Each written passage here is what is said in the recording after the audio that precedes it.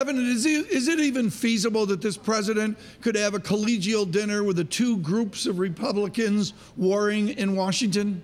Oh, to be a fly on the wall of this Democratic dinner last night. Look, I read the statements. I was talking with some sources from the offices of the Democratic senators who were there, Senators Joe Donnelly, Manchin, and Heitkamp. All of these folks did not sign a Democratic letter in which all the Democrats had listed demands of what they wanted for tax reform. So they were left out of that letter. They met with the president, and you talk to their offices, you read their statements. They said it was a good working discussion. Yeah, Kevin, do you have a clue what middle class means at 1600 Pennsylvania Avenue?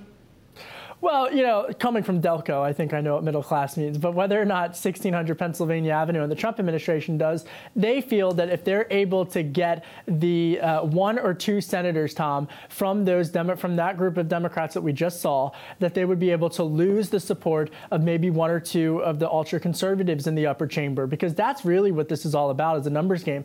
And this is, again, a continuation of what we saw last week, where the president made that mini deal with the Democrats. Last night's dinner was a continuation of that. And essentially, he's telling Republican leadership, if you don't want to negotiate with me, I'll find somewhere else. Yeah, Kevin, overall, is the president having a good week? I'm talking a bit more about soft power, but actually he seems to be on message, at least for the last 10 days. Does it mean that he gets more of his party back on track? General Kelly, General Kelly, General Kelly. Absolutely. There's no question that this has been a return to order of sorts for the Washington crowd. There's been a bit more structure. And the chief of staff, General Kelly, has really been someone who has received a lot of praise for bringing that order and structure from the lower level to the upper level, upper echelon, inner circle.